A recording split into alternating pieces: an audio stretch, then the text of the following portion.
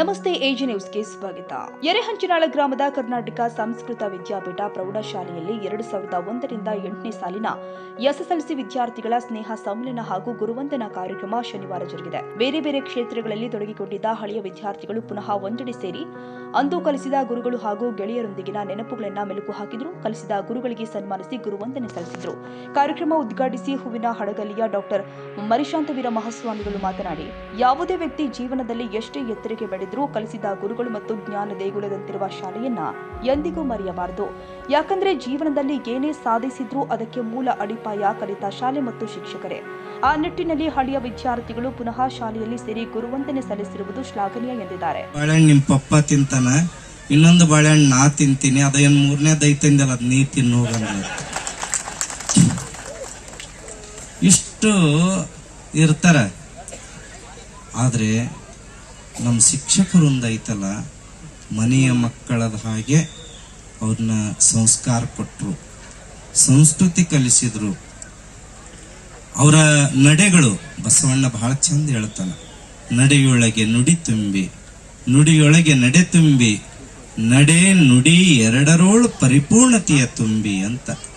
ಅವ್ರು ಹೇಗೆ ನಡೆದ್ರು ಹಾಗೆ ನುಡಿದ್ರು, ಹಾಗೆ ನಿಮ್ಮನ್ನು ಮಾಡಿದ್ರು. ಇವತ್ತಿನ ಶಿಕ್ಷಣ ವ್ಯವಸ್ಥೆಯನ್ನು ನೀವು ನೆನಪು ಮಾಡಿಕೊಡ್ರಿ. ಇವತ್ತಿನ ಗುರು ವೃಂದದ ವ್ಯವಸ್ಥೆಯನ್ನು ಸಹಿತ ನೀವು ನೆನಪು ಮಾಡಿಕೊಡ್ರಿ. ಅಲ್ಲ, ಆತರ ವ್ಯವಸ್ಥೆ ಆಗ್ಲಿಕ್ಕೂ ಸಹಿತ ಹಲವಾರು ಕಾರಣಗಳು ಇದ್ದಾವೆ ಅನ್ನುವಂಥದ್ದನ್ನು ನಾವು ಮರೆಯುವಂತಿಲ್ಲ. ಆದ್ರೆ ಅವತ್ತಿನ ವ್ಯವಸ್ಥೆಯಲ್ಲಿ ಬಹಳ ಶ್ರಮ ವಹಿಸಿ ಶಿಕ್ಷಣವನ್ನು ಕೊಟ್ಟಿದ್ದು ಬಹಳಷ್ಟು ಸಂತಸ ತರುವಂತ ಕೆಲಸ. ಅವತ್ತು ಗಾವಂಟಿ ಶಾಲೆಗಳು, ಗುಡಿಗಳಲ್ಲಿ, ಮಂದಿರಗಳಲ್ಲಿ ಕಲಿಸಿ ಸಂಸ್ಕಾರ ಕೊಡುವಂತ ಪರಿಪಾಠ ನಿಜಕ್ಕೂ ಸಹಿತ ಸಂತಸ ತರುವಂತ ಕೆಲಸವನ್ನ ಮಾಡ್ತಾ ಇದೆ. ಇವತ್ತಿನ ಬಹಳಷ್ಟು ವ್ಯವಸ್ಥೆ ಇದ್ರೂ ಸಹಿತ ನಮ್ಮ ಶಿಕ್ಷಕರ ಪರಿಸ್ಥಿತಿ ಏನಾಗಿದೆ ಅನ್ನುವಂಥದ್ದನ್ನು ಸಹಿತ ನಾವು ಒಂದಿಷ್ಟು ಅವಕಾಶ, ಒಂದಿಷ್ಟು ನಾವು ಸುಮ್ಮನೆ ಒಂದು ಕಣ್ಣು ಮುಚ್ಚಿ ಆಲೋಚನೆ ಮಾಡಿದ ಕಷ್ಟಕ್ಕೆ ನಮ್ಮ ಮಕ್ಕಳು ಗುರಿ ಆಗ್ತಿದ್ದಾರೆ ಎನ್ನುವಂಥದ್ದು. ಆದ್ರೆ ನಮ್ಮ ಮಾತುಗಳು ಯಾಕೆ ಈ ಮಾತನ್ನು ಹೇಳ್ತೀವಿ ಅಂತಂದ್ರೆ, ನಮ್ಮ ಶಿಕ್ಷಣದ ವ್ಯವಸ್ಥೆ ಬಹುಶಃ ಓದಿನ ಕಡೆಗೆ ಅವರನ್ನ ಕರೆದುಕೊಂಡು ಹೊರಟಿದೆ ಹೊರತು ಸಂಸ್ಕಾರ, ಸಂಸ್ಕೃತಿ, ಭಾವೈಕ್ಯತೆ, ಭಾವನಾತೀತವಾಗಿರ್ತಕ್ಕಂಥ ಸಂಬಂಧಿತ ವಿಚಾರಗಳ ಕಡೆಗೆ ಕರ್ಕೊಂಡು ಹೋಗಬೇಕಾಗಿತ್ತು ಇವತ್ತಿನ ಆದ್ಯ ಕರ್ತವ್ಯ ಆಗಿದೆ ಅನ್ನುವಂಥದ್ದು. ಆ ದೃಷ್ಟಿಯಿಂದ ನಮ್ಮ ಗುರುವೃಂದ ಏನು ನಮಗೆ ಕಲಿಸಿದೆ ನೋಡ್ರಿ. ಇಷ್ಟೆಲ್ಲ ಕೂಡ್ಬೇಕಂದ್ರೆ ಸಾಮಾನ್ಯ ಅಲ್ಲ. ಮೊನ್ನೆ ಪತ್ರಿಕೆ ಕೊಡ್ಲಿಕ್ಕೆ ಬಂದಾಗ ನನಗೊಂದು ಮಾತು ಫೋನ್ ಮಾಡಿದ್ರು ಅವರು, ಇಲ್ಲ ನೀವು ಭಿನ್ನ ಮಾಡಕ್ ಬರಕತ್ತೀವಿ ಅಂದ್ರು. ನಮ್ಮ ಕಟ್ಟಿಯವರು ಅವರೆಲ್ಲ ಗೆಳೆಯರ ಬಳಗ. ಅಲ್ರಿ, ನಮ್ಮ ಸೊಲೆಗೆ ಬರಕ್ ಹೋಗ್ಬೇಡಪ್ಪ, ಸುಮ್ಮನೆ ಡೀಸೆಲ್ ವೇಸ್ಟ್, ಸಮಯ ವೇಸ್ಟ್, ಅದೇ ಕೆಲಸವನ್ನ ಬೇರೆ ಮಾಡ್ಕೊಡ್ರಿ ಅಂತ ಹೇಳಿದ್ವಿ. ಇಲ್ಲ, ಮುಂಡ್ರಿಗೆ ಭಾಗ ಹೂವಿನ ಜನನಿ ಜನ್ಮಭೂಮಿಷ್ಯ ಸ್ವರ್ಗಾದಪಿ ಗರಿಯೇತಿ ಅನ್ನುವ ಮಾತನ್ನ ಇಲ್ಲಿ ನೆನೆಸ್ಕೊಳ್ತಾ ಇದ್ದೇನೆ. ಆತ್ಮೀಯರೇ, ನನ್ನ ಗ್ರಾಮದ ಬಂಧುಗಳೇ, ಎಲ್ಲರಿಗೂ ನಾನು ವಂದನೆಯನ್ನ ಅರ್ಪಿಸಿ ಹೇಳೋದಕ್ಕೆ ಇಷ್ಟಪಡ್ತೇನೆ. ಯಾಕಂದ್ರೆ ನಾನು ಭಾಷಣಕಾರನಲ್ಲ. ಮೊದಲಿಗೆ ಹೇಳಲಿಲ್ಲ ಆಗ್ತಾ ಇದಾದ ಅನ್ನದಾನ ದಾಸೋಹದ ಅಲ್ಲಿಗೆ ಕಳಿಸ್ಕೊಡೋಣ, ಹೋಗೋಣ ಅಂತ ಹೇಳಿದ್ರು. ಅವರು ಒಂದು ಮಾತು ಇಲ್ಲಿಯವರೆಗೂ ನಡೆದುಕೊಂಡು ಬಂದದ. ಅನೇಕ ಮಂದಿ ವಿದ್ಯಾರ್ಥಿಗಳು ಇಲ್ಲಿಂದ ಬೇರೆ ಕಡೆಗೆ ಹೋಗಿ ಅದನ್ನ ಆ ಮಠದಲ್ಲಿ ಇರ್ತಕ್ಕಂಥ ಹೆತ್ತವರಿಗಿಂತಲೂ ಹೊತ್ತವರು ಮೇಲು, ಹೆತ್ತವರಿಗಿಂತಲೂ ಎತ್ತಿದ್ರು ಅನ್ಬೇಕು.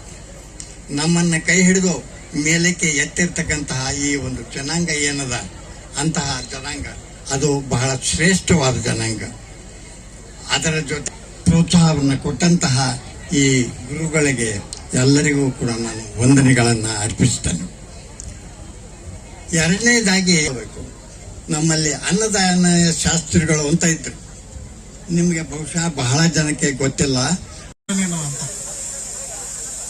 ಅಕ್ಟೋಬರ್ ರಜೆ ಇತ್ತು, ನವೆಂಬರ್ 2ನೇ ತಾರೀಕು ಬಂದೆ. ನಾನು ಬಂದು ಹಾಸ್ಟೆಲ್ ಚಾರ್ಜ್ ತಗೊಂಡು ಕೂಡಲೇ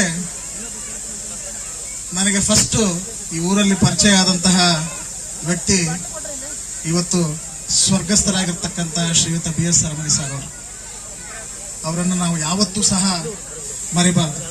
ಬಂದರು ನಮ್ಮ ಹಾಸ್ಟೆಲ್ಗೆ, ಬಂದು ನಮ್ಮನ್ನ ಭೇಟಿ ಮಾಡಿದ್ರು. ಭೇಟಿ ಮಾಡಿಬಿಟ್ಟು ಲೋಕೇಶ್ ಅಪ್ಪರೇ ಅಂದರು, ಲೋಕೇಶ್ ಅಪ್ಪರೇ ನಿಮ್ಗೆ ಏನು ಸಹಕಾರ ಬೇಕಾದ್ರೆ ಕೇಳಿ, ನಾವು ಕೊಡ್ತೀವಿ ನಮ್ಮ ಶಾಲೆಯಿಂದ ಅಂತಕ್ಕಂಥ ಒಂದು ಅದ್ಭುತವಾದಂತಹ ಧೈರ್ಯವನ್ನು ಕೊಡ್ತಕ್ಕಂತಹ ಕೆಲಸವನ್ನ ಆವತ್ತು ಅವರು ಮಾಡಿದ ದಿನದಿಂದ ಪ್ರಾರಂಭವಾದಂತಹ ನನ್ನ 4 ವರ್ಷಗಳ ಅಂತಂದು ಮನಸ್ಸಿಗೆ ತುಂಬಾ ಸಂತೋಷ. ಅದೇ ರೀತಿ ನಾನು ಈ ಸ್ಕೂಲಿಗೆ ನಾನು ಪ್ರೈಮರಿನೂ ಇಲ್ಲೇ, ಹೈಸ್ಕೂಲ್ ಇಲ್ಲೇ, ಆಮೇಲೆ ನಾನು PUC ಮುಗಿಸಿ ಡಿಗ್ರಿ ಮುಗಿಸಿ ನಾನು ಟೀಚರ್ ಆದರೂ ನಾನು ಕಲಿಸಿರ್ತಕ್ಕಂಥ ಶಿಕ್ಷಕರಿಗೆ ಇನ್ನೂ ಸಂಬಳ ಇದ್ದಿಲ್ಲ. ಅವರು ಒಂದು ನಿಸ್ವಾರ್ಥ ಸೇವೆ, ಎಷ್ಟೊಂದು ನಿಸ್ವಾರ್ಥ ಸೇವೆಯಿಂದ ಸಂಬಳ ಇಲ್ದನೆ ಸ್ಯಾಲರಿ ಇಲ್ದನೆ ಕಲಿಸಿದ್ರು ನಮ್ಗಂದ್ರೆ. ಕಾರ್ಯಕ್ರಮದಲ್ಲಿ ಶಾಲೆಯ ಅಧ್ಯಕ್ಷ ಸುಭಾಷ್ ವಿ ಮಾದಿನೂರ, ಗ್ರಾಮ ಪಂಚಾಯಿತಿ ಅಧ್ಯಕ್ಷೆ ದ್ರಾಕ್ಷಾಯಣಿ ಸಂಗಪ್ಪ, ತಹಸೀಲ್ದಾರ್, ನಿವೃತ್ತ ಉಪನ್ಯಾಸಕ ವೀರಣ್ಣ ಜಿನಗ, ನಿವೃತ್ತ ಹಿರಿಯ ಶಿಕ್ಷಕ ಸಂಗಯ್ಯ ಭೂಸನೂರಮಠ, ರೈತ ಸಂಘದ ಉಪಾಧ್ಯಕ್ಷ ಅಂದಪ್ಪ ಕೋಳೂರ, ಜೀವನಸ ಬಿನ್ನಾಳ, ಜಗದೀಶ್ ಚಟ್ನಿ, ಸುಮತ್ರ ದೇಸಾಯಿ ಸೇರಿ ಇನ್ನಿತರರು ಉಪಸ್ಥಿತರಿದ್ದರು. Andappa Kolur, Koppal, AG news. ಕನ್ನಡಿಗರ ಮೆಚ್ಚಿನ ನಿಮ್ಮ AJ 24/7 ನ್ಯೂಸ್ ಕನ್ನಡ ವಾಹಿನಿ ಇದೀಗ ಟಿವಿಯಲ್ಲಿ ಲಭ್ಯ. ಒಂದು ವೇಳೆ ನೋಟಿಸ್ ಕೊಟ್ಟಿದ್ರೆ ವಾಪಸ್ ತಗೋತೀವಿ. ಇವತ್ತು ವಕ್ಫ್ ಪ್ರಾಪರ್ಟಿ ಅಂತೇಳಿ ಬರ್ತದೆ ಅಂತ ಹೇಳಿದ್ರೆ ರೈತರು ಬೀದಿಗೆ ಬದಲು ಏನ್ ಮಾಡ್ಬೇಕಾಗತ್ತೆ? ಯಾರು ವೋಟ್ ಹಾಕಿಲ್ಲ ಅಂದ್ರೆ ಗ್ಯಾರಂಟಿನೆಲ್ಲ ಸ್ಟಾಪ್ ಮಾಡ್ಬಿಡ್ತೀವಿ.